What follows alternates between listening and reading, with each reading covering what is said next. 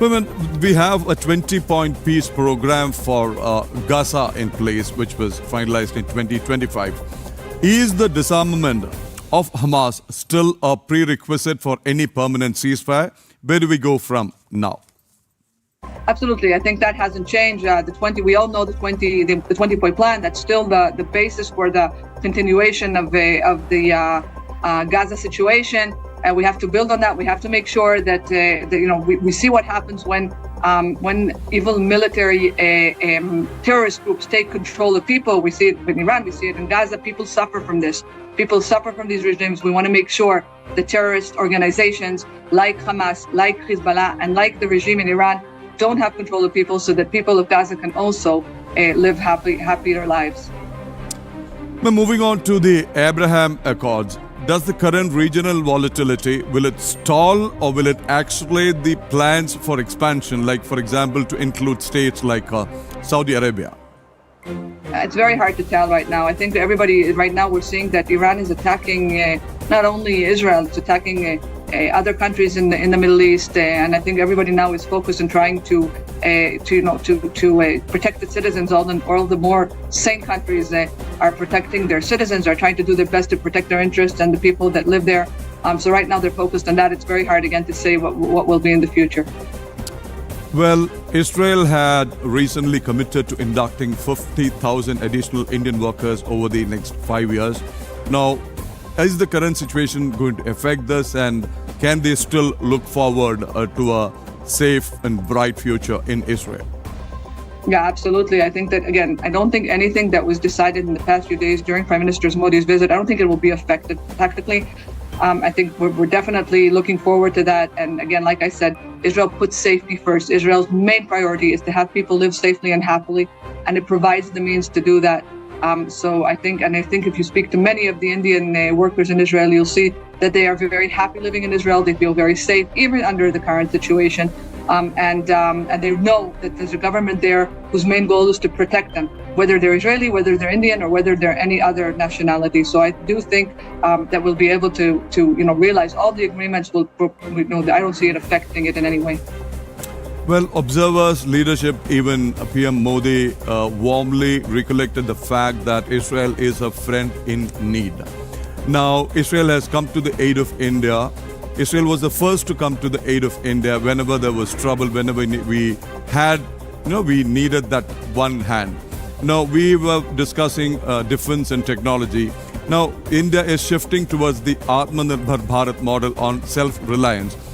Is Israel prepared to increase transfer of technology for the advanced weapon systems like drones and AI-driven air defense? Would you be able in a position to comment on that? So we saw that there were some agreements signed. These agreements, I don't know all the details of it. Even if I did, I probably wouldn't be able to reveal that. But we see that there's agreements. I mean, and I'm sure that a friend like India is a true friend. We've seen that in the past few years, and we value that friendship very, very much. And that's why these agreements were signed.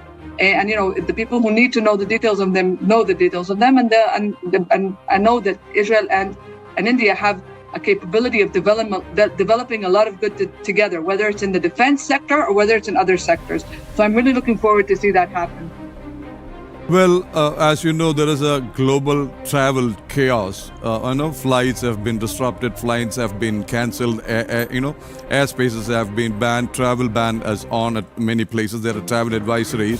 No, there is this rising oil prices also to be taken into picture. What steps is the Israeli government taking to maintain the economic boom, which has been predicted for the second half of 2026, and the world over, those who are Israel's friends were looking forward to it in a positive manner? So Israel, I think Israel has shown that it has the strength there to keep its economic fertility alive, even in very difficult situations. Even when we look way back at COVID, Israel was one of the most stable countries, and were able to exit the situation that they entered in one of the first to restabilize. And also during the past 3 years, we were in 2.5 years, we've been in a very difficult situation in war with 7 fronts, and still the Israeli economy is booming. So I think this situation as well. I mean, I think Israel knows how to deal with it. Israel is a very stable country economically, and we see the growth in the market, in the Israeli market, throughout the past few years. And I'm hoping that we'll keep seeing it. Well, the conflict in West Asia has caused the Indian stock markets to tumble. We've seen the stock markets tumble in various parts of the world. We've seen stock markets being shut down in Dubai and Abu Dhabi. Will a prolonged, it's been predicted or assessed that the conflict could continue as long as 4 weeks. Will this damage global economy?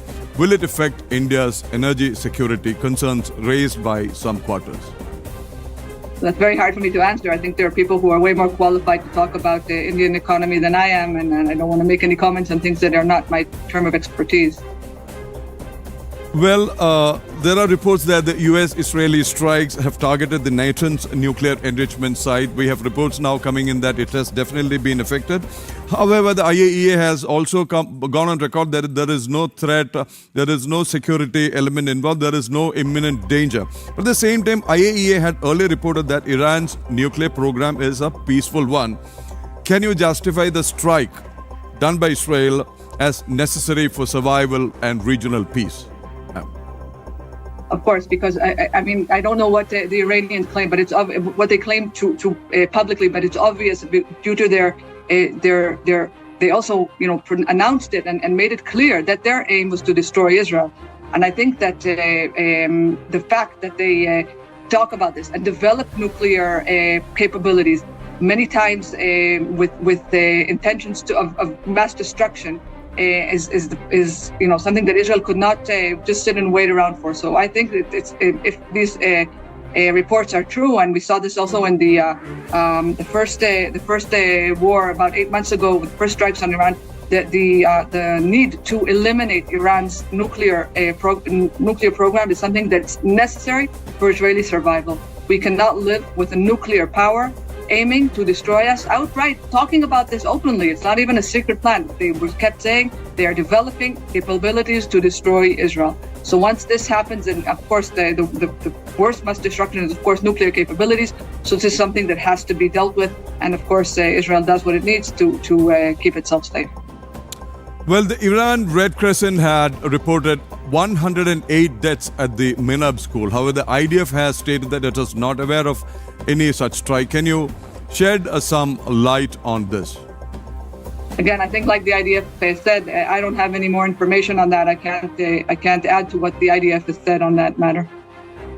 At this moment, when we are looking forward to a quick end to the conflict, peaceful days back in Israel, West Asia, and a robust relationship between India and Israel, which would be mutually beneficial, as has been projected and predicted by the leadership of both the nations.